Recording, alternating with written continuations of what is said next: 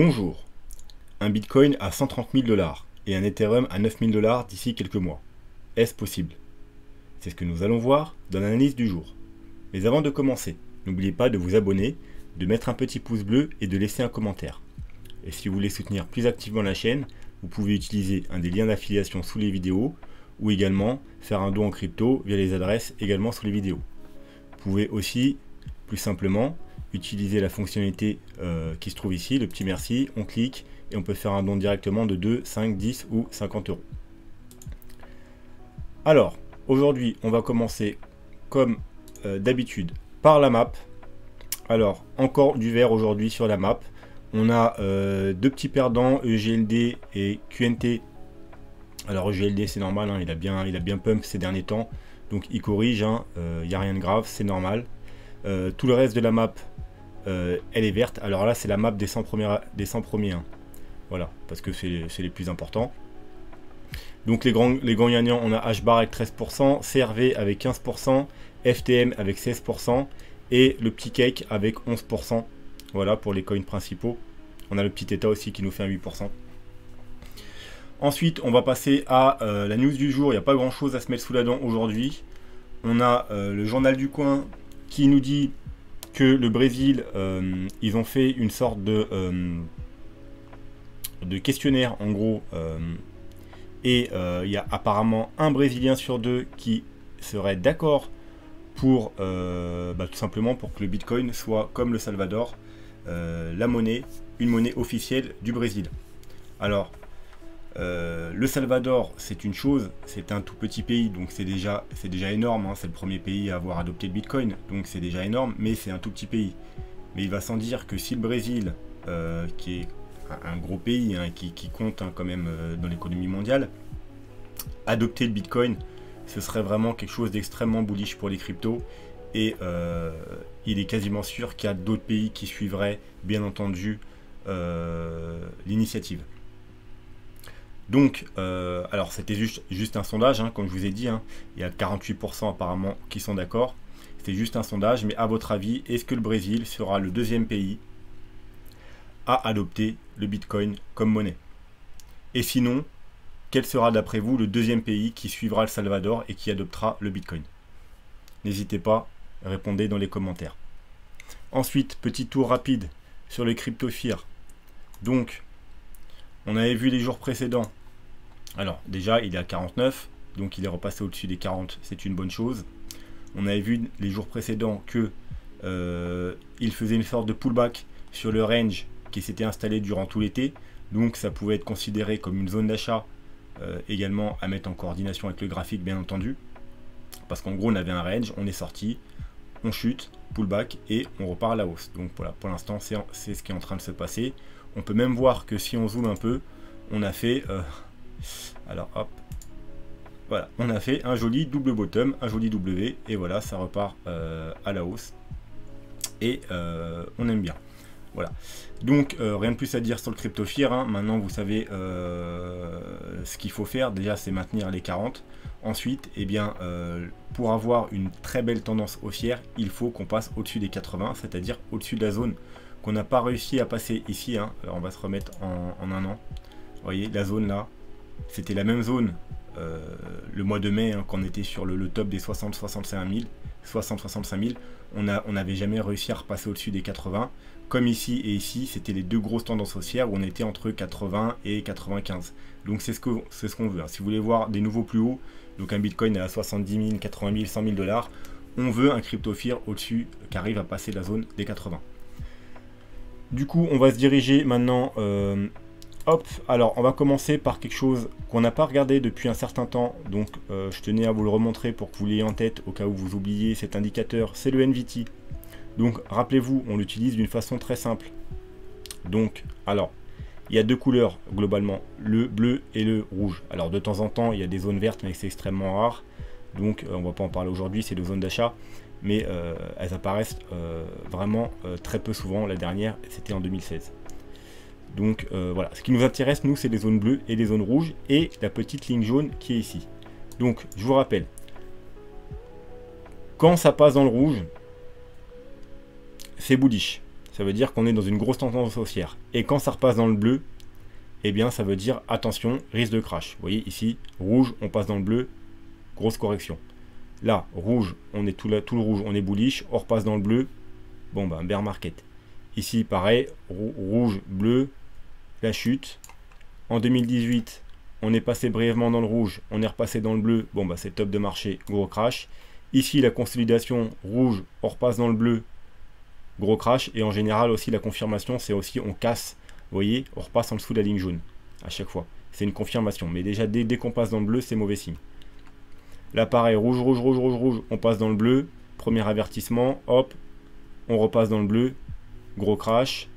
Voilà, rouge, on passe dans le bleu, gros crash. Rouge, on passe dans le bleu, on passe en dessous de la ligne jaune, crash du Covid. Là, la petite exception, rouge, hop, eh bien, non, il n'y a rien eu, il y a juste une mini correction, c'est un petit peu l'exception qui confirme la règle. Ensuite, on passe dans le rouge, on est bullish, on est bullish, on est bullish. Ici, premier avertissement, on passe dans le bleu, hein. Et là c'est pour ça que nous, on était très prudent ici, parce qu'on savait qu'il allait se passer quelque chose, parce qu'on est passé dans le bleu. Vous voyez, on casse la ligne jaune, on repasse dans le rouge, la ligne jaune fait résistance, on repasse dans le bleu, et on est ici, voilà, au top. C'est pour ça qu'on, entre guillemets, nous on est sorti aux 60 000 $ ici, parce que après, eh bien, gros crash. Voilà, donc là du coup, on a eu en quelque sorte un signal d'achat quand on est repassé en dessous, au-dessus de la ligne jaune, et l'indicateur est repassé dans le rouge, donc environ sur cette bougie. Donc aux environs des 32 000 $, bah, c'est d'ailleurs là où j'ai ouvert mon trade, hein. Le trade est toujours ouvert, d'ailleurs, sur KuCoin.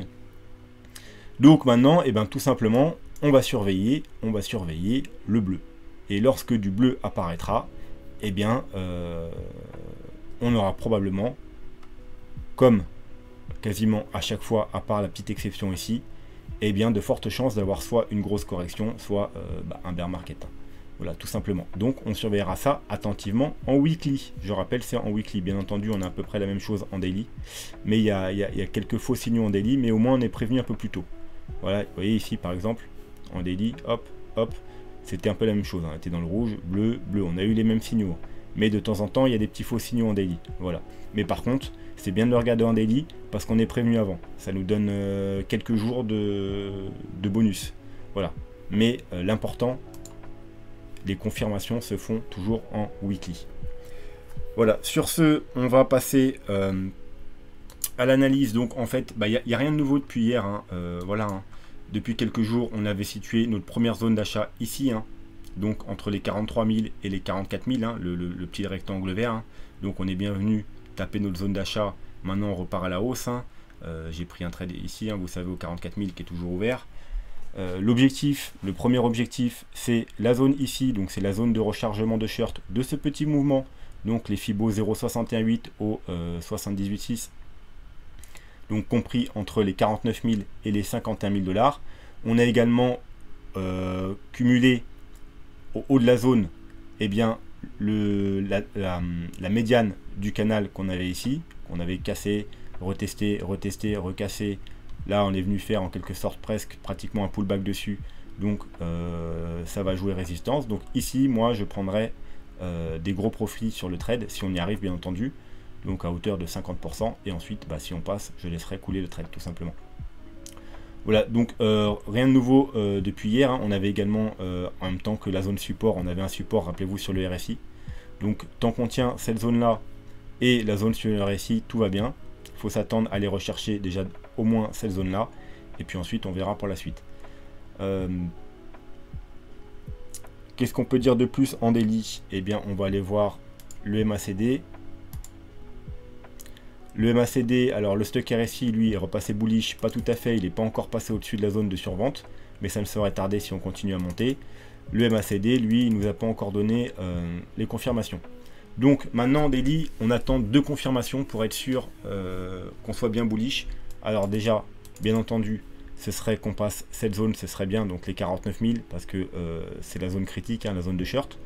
Qu'on ait les confirmations sur le MACD et le stock RSI, et qu'on ait également les confirmations sur Ichimoku. Voilà, on va s'enlever le graphique, sinon on va rien y voir. Voilà, donc là, on a fait une petite percée aujourd'hui au-dessus de la Kijun. Mais vous voyez, pour l'instant, on a été rejeté. Voilà, la Kijun joue son rôle de résistance. Donc tout à l'heure, quand j'étais en train d'étudier les graphiques, on était au-dessus, et là, on s'est fait rejeter. Donc pour l'instant, elle joue son rôle. Donc ce qu'on veut également, comme confirmation daily, c'est de passer tout simplement au-dessus de la Kijun. Et la confirmation, ce sera que la lagging span passe au-dessus du cours du prix. Donc si on a les confirmations MACD, Stuck RSI, on passe au-dessus de la Kijun, que la lagging span passe au-dessus du cours du prix, et que bien entendu, on passe au-dessus des 49 000, là ce sera très bullish en daily, et il faudra s'attendre à aller rechercher beaucoup plus haut. Voilà. Et bien entendu, si on n'oublions pas l'Ichimoku en weekly, pareil, là on est en train de repasser au-dessus de la Kijun, donc c'est plutôt bon signe. On a tenu, rappelez-vous, je vous parlais du support de la Tenkan par rapport à la lagging span. Donc ça, c'était un peu le support de la dernière chance, je vous avais dit, hein, parce que quand on est en dessous du prix, c'est très très bearish sur le long terme niveau Ichimoku en weekly. Donc ce qu'on veut pas, c'est traîner en dessous du cours du prix. On veut pas monter, qu'il fasse résistance, et ensuite ce serait plutôt catastrophique. Et on veut pas traîner non plus en dessous de la Kijun. Donc là, on est en milieu de semaine, donc on a encore quelques jours, et si on était rejeté, ce serait plutôt mauvais signe. Il y aurait le support aussi ici de la dernière chance, c'est-à-dire la Tenkan et le nuage. Pareil, la lagging span pourrait revenir faire une petite excursion sur la Tenkan, mais voilà. Donc ce qu'on veut voir, bien entendu, c'est d'ici la fin de la semaine qu'on soit au-dessus de la Kijun et que la lagging span reprend sa route.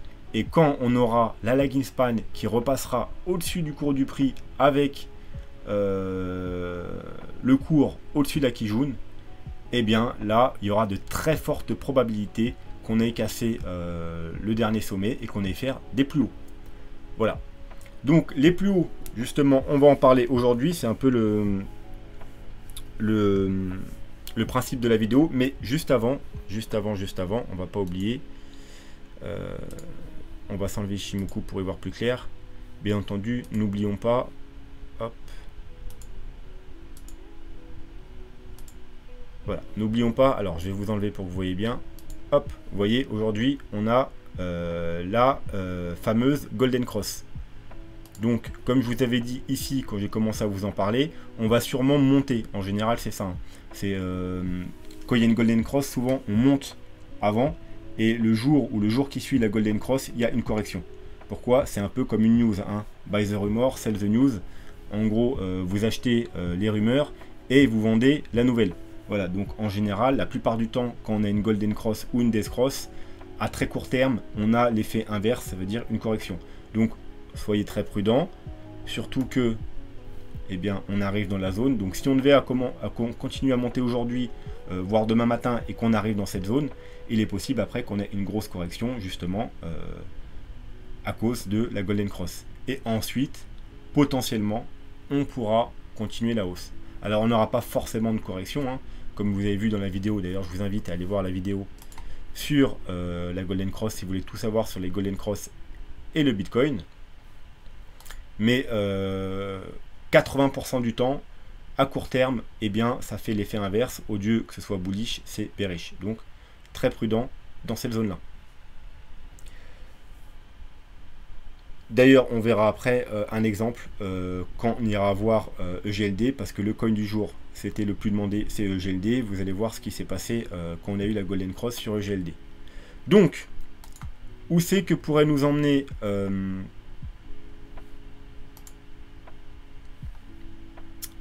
le bull run? Alors, avec le Bitcoin, j'ai tout simplement fait une projection par rapport, alors vous voyez, une vague 1, une vague 2, une vague 3, une vague 4. Donc, théoriquement, il nous reste une vague 5 à faire. Donc j'ai tout simplement fait une projection. Donc les projections nous donnent des targets.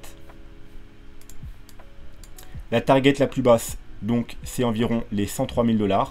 La target la plus haute, alors quand je dis la plus haute, c'est la plus haute raisonnable. Bien entendu, on peut aller chercher les 361,8, on peut aller chercher les 423,6, on peut même aller chercher plus haut.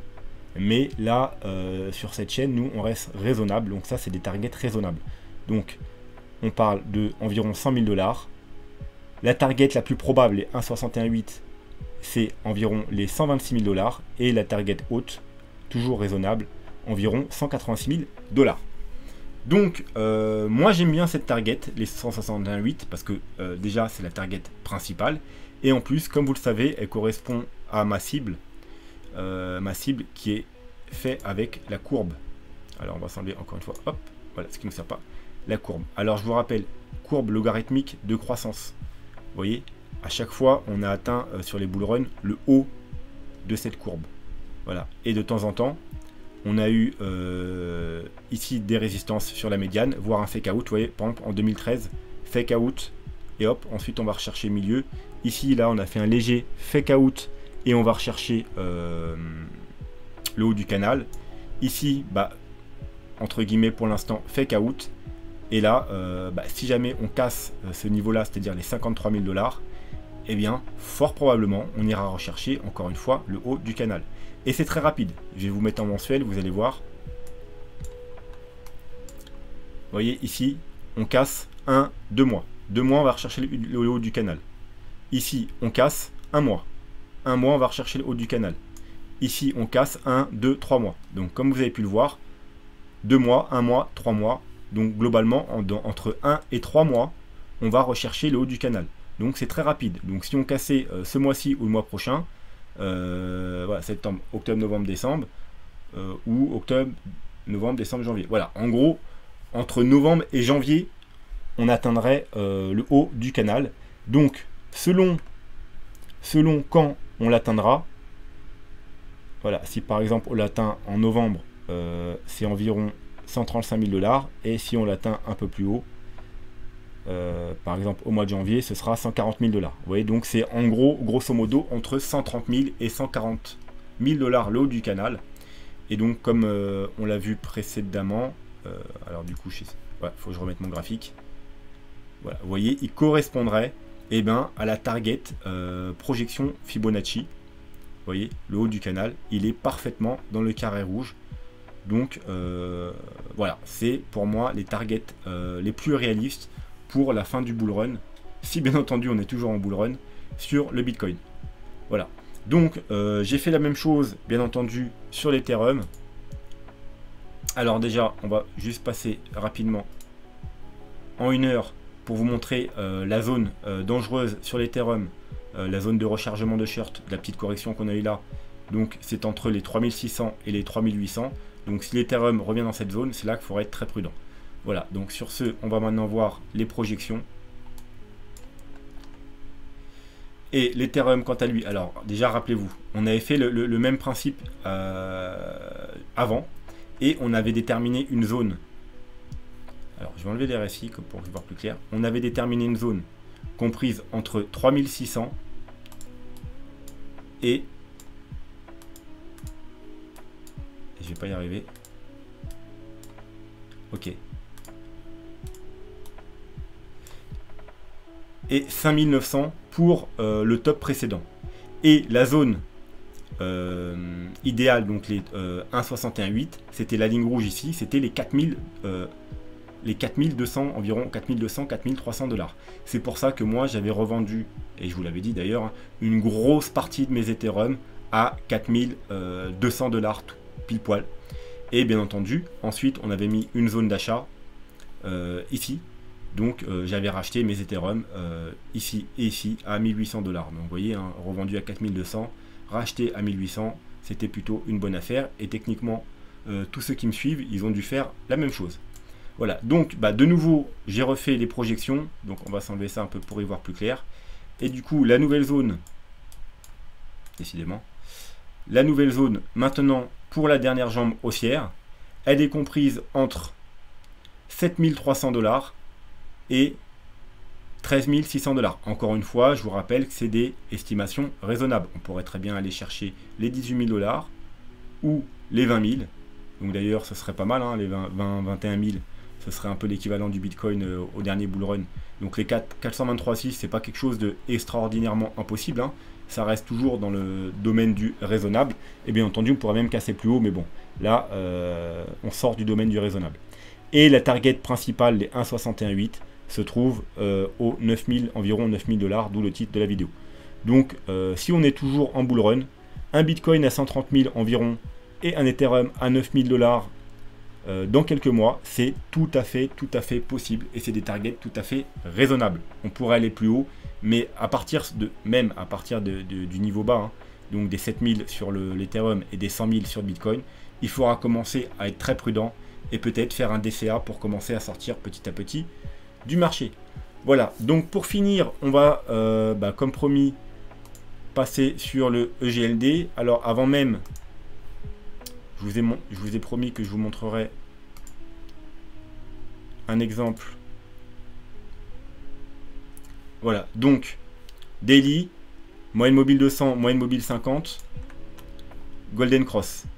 Et il s'est passé quoi la Golden Cross? Eh bien vous voyez, on avait eu pile poil sur la Golden Cross une correction de plus de 20%, et ensuite on est monté. Donc vous voyez, c'est, comme j'arrête pas de vous répéter, c'est pas un signal d'achat très court terme. Souvent on est, quand on a une Golden Cross, sur un sommet et on a une petite correction avant de monter. Donc aujourd'hui ou demain, il est probable qu'on ait une correction sur le Bitcoin, notamment s'il arrive dans la zone de rechargement de short. Voilà, donc est-ce que c'est ça qui attend le Bitcoin, une petite correction et ensuite on expose tout à la hausse? Eh bien, ce serait plutôt sympathique. Donc maintenant, on va passer à l'analyse. Hein. Donc bon, ça sert absolument à rien qu'on aille voir les indicateurs, hein, parce que je peux, voilà, hein, et, vu comment il est bullish, forcément les indicateurs, ils sont tous ultra bullish, en daily, en 3 jours, en weekly, tout est extrêmement bullish, hein, que ce soit le MACD, le RSI, vous pouvez les voir Ishimoku, d'ailleurs. Vous voyez, c'est ce qu'on veut sur le Bitcoin. Vous voyez, on est au-dessus de la Tenkan, au-dessus de la Kijun, et on a confirmation de la lagging span qui est au-dessus du cours du prix. C'est ce qu'on veut voir en weekly sur le Bitcoin. Voilà, donc là, c'est un coin extrêmement bullish. Donc, pas grand-chose à dire, si ce n'est que faut être très prudent. Il a dépassé la TH, on est en territoire inconnu, et c'est pas forcément le meilleur moment pour acheter. Bien entendu, le meilleur moment pour acheter, c'était ici. D'ailleurs, hop, je vous remonte ça. Alors, on va s'enlever Ishimoku. La dernière fois qu'on a analysé le GLD, c'était il y a très longtemps. On était ici, donc c'était vers le mois d'avril ou mai. Je vous avais mis un triangle, je vous ai dit attention, il y a des divergences. Alors, on va se remettre. Il y a des grosses divergences en weekly, vous voyez, on fait un plus haut, on fait un plus bas. Donc soyez prudents, si on casse le triangle, on va sûrement aller chercher beaucoup plus bas. Je vous avais mis une zone d'achat, ici, entre les 0,618 et 0,764. On a été la rechercher parfaitement, donc c'était ici qu'il fallait faire des achats. Voilà, entre les 100 et les 56 $. Maintenant, c'est un peu risqué. Donc, comme vous le savez, si vous voulez faire des achats, maintenant, il faut plutôt attendre une correction. Donc, je vais enlever ça, parce que ça va nous gêner pour la suite. Je vais même enlever la zone d'achat. Voilà, donc on fera attention à deux choses. La courbe long terme qui dure depuis qu'il est listé tout simplement, en blanche. Et on a aussi une petite courbe bleue court terme. Donc si on commence à casser ces deux courbes, alors bien entendu, un pullback sur la courbe blanche pourrait être un bon niveau pour tenter des achats. On peut faire des petites mèches en dessous, hein, mais si on maintient en weekly la courbe blanche, on peut tenter des achats donc aux alentours des actuellement 190-200 $. Ça peut être un niveau pour faire des achats. On peut également prendre comme niveau pour tenter des achats la Kijun et la Tenkan. Alors hop, vous voyez, pour qu'on la voie mieux. Ishimoku Weekly, qui sont cumulés, donc gros niveau de support aux alentours des 180 $. Ça pourrait être un bon niveau, si bien sûr on y retourne, pour tenter des achats. Et pour finir, bien entendu, eh bien tout simplement un Fibo. Donc le Fibo, vous le mettez en bas ici. Alors, bien entendu, alors, j'ai dû me planter, j'ai dû prendre...